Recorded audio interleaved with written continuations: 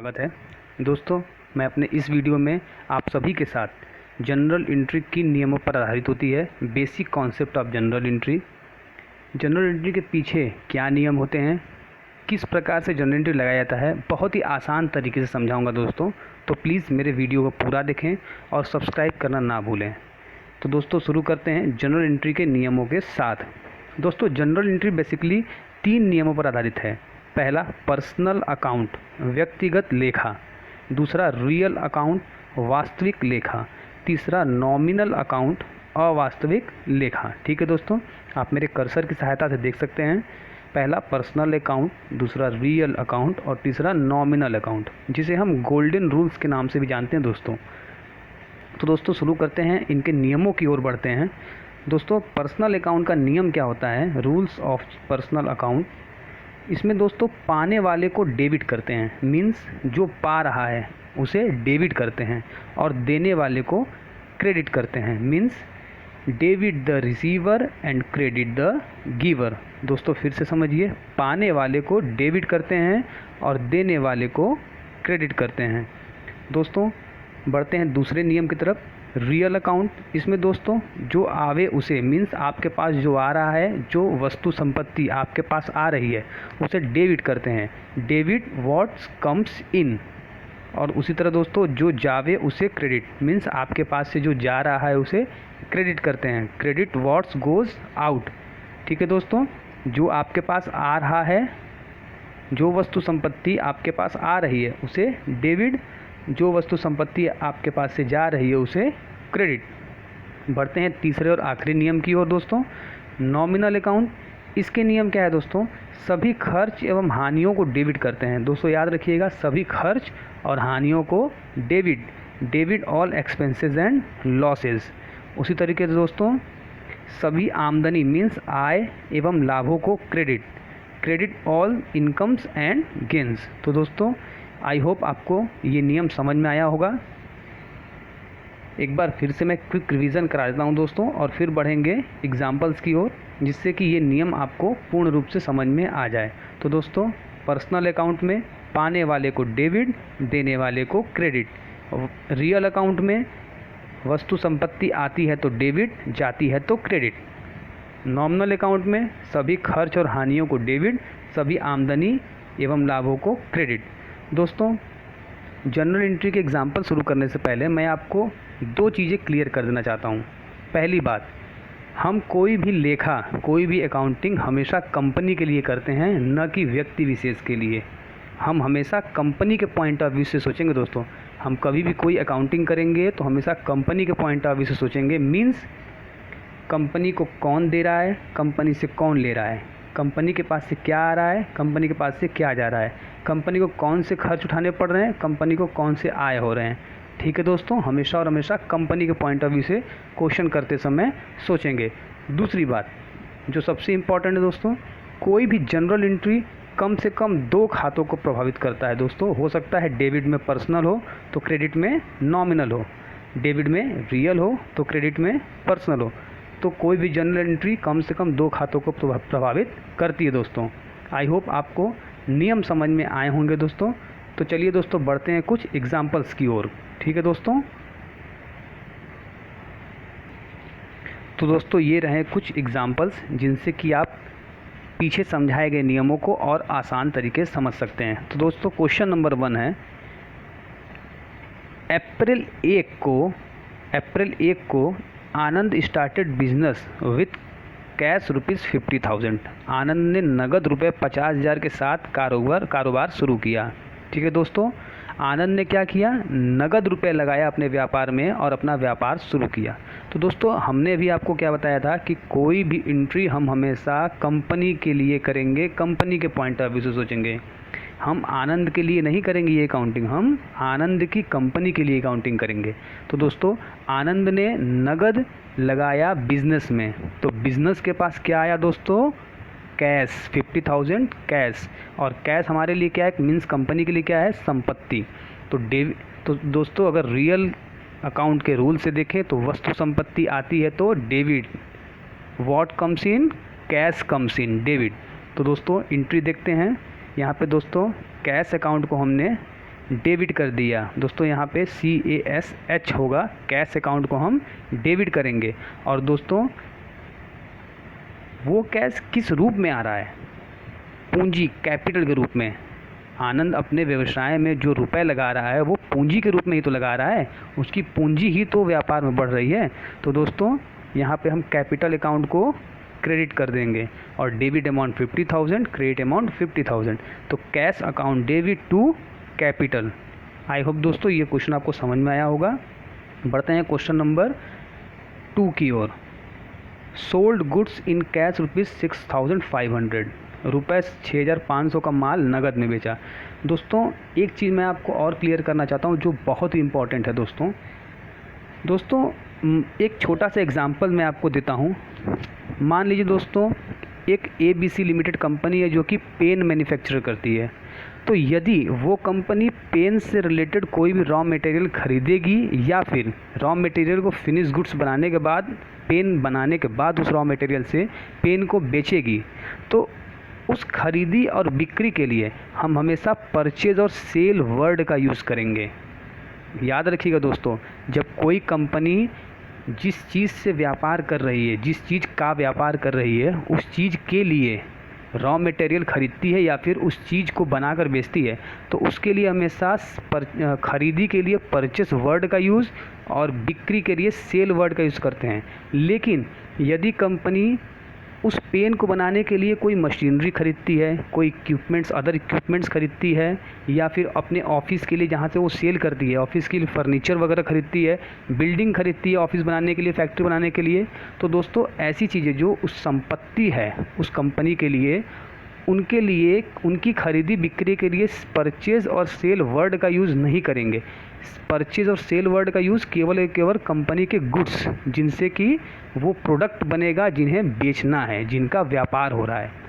ठीक है दोस्तों, अदरवाइज़ कोई भी चीज़ खरीदी बेची जाएगी गुड्स के अलावा, माल के अलावा, तो हम उसके खुद के नाम को प्रयोग में लाएंगे। मीन्स अगर मशीनरी खरीदी जा रही है दोस्तों तो मशीन अकाउंट को नाम में डालेंगे, और यदि दोस्तों फर्नीचर खरीदा जा रहा है तो फर्नीचर के नाम को डालेंगे। लेकिन परचेज और सेल वर्ड का यूज़ केवल और केवल गुड्स के लिए करेंगे। ठीक है दोस्तों, तो दोस्तों यहाँ पर सोल्ड गुड्स मीन्स गुड्स, अगर इस क्वेश्चन में गुड्स बोल दिया, माल शब्द गुड्स शब्द का यूज़ किया, तो इसका मतलब ये है कि वो रॉ मटेरियल की बात कर रहा है जिससे कि उस प्रोडक्ट को बनाना है। ठीक है दोस्तों, तो यहाँ पर क्या किया जा रहा है? गुड्स से सोल्ड किया जा रहा है, मीन्स पेन बनाकर पेन को बेचा जा रहा है। तो दोस्तों यहाँ पर देखिए, एंट्री की ओर बढ़ते हैं। दोस्तों यहाँ पर गुड्स को सेल जब किया जा रहा है, बिक्री किया जा रहा है, तो कंपनी के पास कोई भी चीज़ जब कंपनी बेचेगी तो क्या आएगा? नगद। तो यहाँ पर रियल रूल्स के अगर अकाउंट को देखें तो रियल रूल्स का अकाउंट कहता है कि वस्तु संपत्ति आती है तो डेबिट। तो यहाँ पर दोस्तों कैश आ रहा है, कंपनी क्या कर रही है? गुड्स को बेच रही है, तो कैश आ रहा है, तो कैश को डेबिट कर दिया हमने। और दोस्तों कैश आ रहा है क्यों? क्योंकि गुड्स को बेचा जा रहा है। तो गुड्स भी क्या है? वस्तु है कंपनी के लिए, तो इसलिए वस्तु संपत्ति जाती है तो क्रेडिट। तो यहाँ पर लिखते तो हम जरूर गुड्स, लेकिन अभी मैंने बताया कि गुड्स के लिए सेल और परचेज वर्ड का यूज़ करते हैं, तो इसलिए यहाँ पर सेल लिखा है दोस्तों मैंने, अदरवाइज़ मैं गुड्स लिखता। ठीक है दोस्तों, तो cash account debit to sale. बढ़ते हैं क्वेश्चन नंबर 3 की ओर दोस्तों। Purchase goods from Rahul. ठीक है दोस्तों इन क्वेश्चन नंबर 2 और क्वेश्चन नंबर 3 में आप डिफरेंस को पकड़ पा रहे हैं। क्वेश्चन नंबर 2 में कैश, नगद शब्द का यूज किया गया है, और क्वेश्चन नंबर 3 में देखिए नगद शब्द का कहीं भी यूज़ नहीं किया गया है। वो अलग बात है कि क्वेश्चन नंबर 2 में माल को बेचा जा रहा है और क्वेश्चन नंबर 3 में माल को खरीदा जा रहा है। पर दोस्तों जब गुड्स की बात आएगी तो जब तक नगद शब्द का प्रयोग न करें तब तक हम कैश में ट्रांजैक्शन नहीं करेंगे। अगर नगद शब्द का प्रयोग नहीं किया गया है तो हम मान के चलेंगे कि वो गुड्स, वो माल उधार में खरीदी या बिक्री किया जा रहा है। तो क्वेश्चन नंबर 3 में देखिए दोस्तों कहीं भी नगद शब्द का यूज़ नहीं किया है। राहुल से खरीद रहे हैं लेकिन नगद शब्द का यूज़ नहीं किया है, तो हम मान के चलेंगे कि राहुल से वो गुड्स हम उधार में खरीद रहे हैं। ठीक है दोस्तों, तो purchase goods from Rahul, Rahul से माल खरीदा। तो क्वेश्चन नंबर 3 का आंसर दोस्तों यहाँ पर देखिए, कंपनी के पास परचेस कर रही है तो गुड्स आ रहा है। गुड्स क्या है? वस्तु संपत्ति।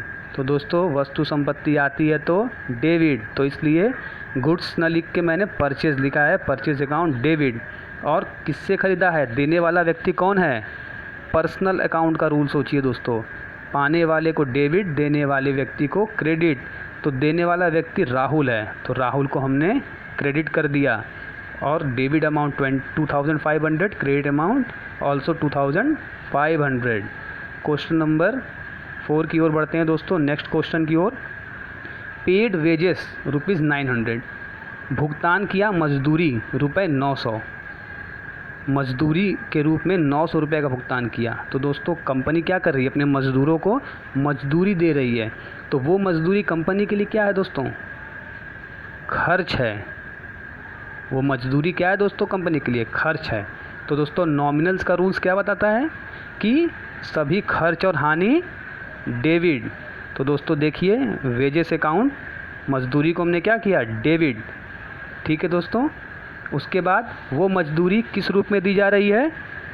कैश के रूप में। मजदूरी हम किस रूप में देंगे दोस्तों? नगद, रोकड़ के रूप में। तो रियल रूल्स क्या बोलता है?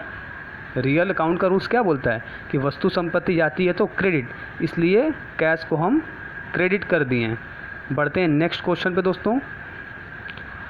रेंट रिसीव फ्रॉम अमन ₹8,500, अमन से ₹8,500 किराए के प्राप्त हुए हैं। कंपनी को क्या हो रही है? किराया प्राप्त हो रही है। तो दोस्तों अगर हम अपने लिए ही सोचें एक एग्जांपल के तौर पे कि अगर हमें कहीं से किराया मिल रहा है तो हमारे लिए क्या होता? इनकम। ओके दोस्तों, तो कंपनी के लिए भी वो क्या हुआ? इनकम। और नॉमिनल अकाउंट का रूल क्या बोलता है कि सभी आय और लाभ क्रेडिट। तो दोस्तों ये देखिए, रेंट को हमने क्या किया? क्रेडिट, क्योंकि रेंट हमारे लिए क्या है? कंपनी के लिए इनकम।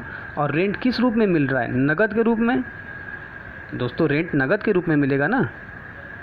तो दोस्तों रियल अकाउंट का रूल बोलता है वस्तु संपत्ति आती है तो डेबिट, जाती है तो क्रेडिट। तो यहाँ नगद आ रहा है, वस्तु संपत्ति आ रही है, इसलिए डेबिट। और उसी तरह अमाउंट डेबिट, अमाउंट क्रेडिट, 8,500। बढ़ते हैं दोस्तों नेक्स्ट क्वेश्चन की ओर। Paid to Rahul ₹2,000 and received him discount ₹500, Rahul को ₹2,000 दिए और छूट प्राप्त किया ₹500। तो दोस्तों ये क्वेश्चन ऊपर से रिलेटेड है। आप क्वेश्चन नंबर ये देखिए जहाँ पे मेरा कर्सर है। राहुल से हमने माल खरीदा था ₹2,500 का। अब हम क्या कर रहे हैं? राहुल को ₹2,000 दे रहे हैं और वो हमें छूट दे रहा है ₹500। ठीक है दोस्तों। तो देखिए हमने इस क्वेश्चन का आंसर क्या लिखा था? Purchase account debit to Rahul. Rahul वहाँ देने वाला था, हमने गुड्स राहुल से ख़रीदा था, तो राहुल देने वाला था, इसलिए पर्सनल अकाउंट के नियम से राहुल को क्रेडिट किया था। अब हम क्या कर रहे हैं? राहुल को नगद भुगतान कर रहे हैं। तो दोस्तों अब क्या हो रहा है? नगद हम दे रहे हैं तो राहुल पाने वाला व्यक्ति बन जा रहा है। राहुल को हम नगद दे रहे हैं तो राहुल पाने वाला व्यक्ति। तो पर्सनल अकाउंट के नियम से राहुल को हमने डेबिट कर दिया ₹2,500 से, और हमने उसे क्या दिया? 2500 की जगह केवल ₹2,000 नगद भुगतान किए। तो वस्तु संपत्ति जाती है तो क्रेडिट, तो कैश को हमने क्रेडिट में डाला ₹2,000 से, और ₹500 हमें क्या हुआ? डिस्काउंट मिला। तो दोस्तों आप ऐसे समझिए कि यदि हमें किसी को ₹2,500 देना हो और हम उसे केवल ₹2,000 दें, तो ₹500 हमारे पास जो बचे वो हमारे लिए क्या हुआ? इनकम हुआ।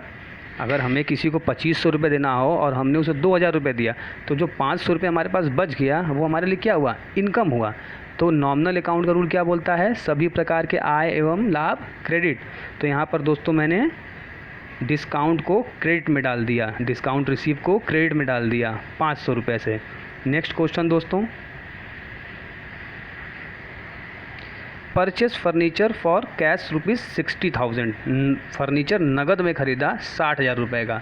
तो दोस्तों फर्नीचर ख़रीद रहे हैं तो जैसा कि मैंने बताया था कि परचेज और सेल वर्ड का यूज़ केवल गुड्स के लिए करेंगे, अदरवाइज़ जो चीज़ खरीदी जा रही है उसका खुद के नाम का प्रयोग करेंगे। तो फर्नीचर, अगर फर्नीचर हमारे लिए गुड्स होता तो कभी भी इस क्वेश्चन में फर्नीचर नहीं लिखा होता, गुड्स लिखा होता। अगर गुड्स नहीं लिखा है तो इसका मतलब ये हमारे लिए गुड्स नहीं है, संपत्ति है, गुड्स से दूसरी चीज़ है। तो दोस्तों यहाँ पर फर्नीचर संपत्ति, वस्तु संपत्ति आती है रियल अकाउंट के रूल से तो डेबिट, तो फर्नीचर अकाउंट को डेबिट किया। और क्योंकि फर्नीचर खरीद रहे हैं तो हमें नगद का भुगतान करना पड़ेगा, तो कैश अकाउंट को हम क्रेडिट करेंगे। वस्तु संपत्ति जाती है तो क्रेडिट। बढ़ते हैं नेक्स्ट क्वेश्चन की ओर। Withdrawal cash from business ₹12,000 for personal use, व्यक्तिगत उपयोग के लिए व्यापार से 12,000 रुपये निकासी किया। दोस्तों, इस क्वेश्चन को बताने से पहले मैं आपको एक छोटा सा बात क्लियर कर देना चाहता हूँ। मान लीजिए हमारी एक किराना की दुकान है और हमने क्या किया दोस्तों, उसमें से गेहूँ और चावल बेच भी रहे हैं और उसमें से निकाल कर खा भी रहे हैं, खुद भी उपभोग कर रहे हैं और बिक्री भी कर रहे हैं। तो दोस्तों, क्या हम वर्ष के अंत में ये बता पाएंगे कि एग्जैक्टली हमें कितना प्रॉफिट उस शॉप से या कितना लॉस हुआ है? नहीं, क्योंकि हम बिक्री तो कर रहे हैं पर उसमें से उपभोग भी कर रहे हैं, तो हम ये नहीं जान पाएंगे कि कितना लॉस या कितना प्रॉफिट हो रहा है। इसलिए दोस्तों, बिजनेसमैन से हमेशा अलग माना जाता है। बिजनेसमैन से हमेशा अलग माना जाता है। यही कारण होता है दोस्तों कि बिजनेस को और बिजनेसमैन को हमेशा अलग अलग एंटिटी माना जाता है। इस पर एक कॉन्सेप्ट है दोस्तों जो मैं आपको आगे बताऊंगा। अभी आप इतना समझिए कि बिजनेस और बिजनेसमैन को अलग माना जाता है। तो दोस्तों, यहाँ पर बिजनेसमैन क्या कर रहा है, अपने बिजनेस से 12,000 रुपये व्यक्तिगत प्रयोग के लिए निकाल रहा है। तो दोस्तों, कभी भी कोई चीज़ व्यक्तिगत प्रयोग के लिए निकाला जाता है तो उसे हम ड्राइंग के रूप में जानते हैं, और ड्राइंग हमेशा डेबिट होता है। तो दोस्तों, ड्राइंग अकाउंट डेबिट। और किस रूप में निकाला जा रहा है? नगद के रूप में, तो वस्तु संपत्ति जाती है तो क्रेडिट, तो drawing account debit to cash. आखिरी क्वेश्चन की ओर बढ़ते हैं दोस्तों। पेड सैलरी एक्सपेंसेस ₹2,000, वेतन के रूप में 2,000 का भुगतान किया। तो दोस्तों, वेतन भी क्या है, कंपनी के लिए खर्च है। नॉमिनल अकाउंट का रूल याद कीजिए, खर्च और हानि को डेबिट। जी हाँ, तो दोस्तों, सैलरी को हमने यहाँ डेबिट कर दिया और सैलरी किस रूप में भुगतान किया जा रहा है? नगद के रूप में, तो यहाँ पर कैश को हमने क्रेडिट कर दिया। जी हाँ दोस्तों, वस्तु संपत्ति जाती है तो क्रेडिट। ठीक है दोस्तों, आई होप आपको ये क्वेश्चन समझ में आए होंगे। दोस्तों, यदि आपके दिमाग में कोई क्वेरी, कोई क्वेश्चन है तो प्लीज़ कमेंट करें, कोई सजेशन है कमेंट करें। दोस्तों, अगर आपके पास कोई प्रॉब्लम है तो प्लीज़ कमेंट कीजिए, मैं उस पर अपने वीडियो बनाऊंगा आपके लिए। थैंक यू दोस्तों, और प्लीज़ वीडियो को लाइक, शेयर और सब्सक्राइब करना ना भूलें। थैंक यू वेरी मच दोस्तों, थैंक यू वेरी मच।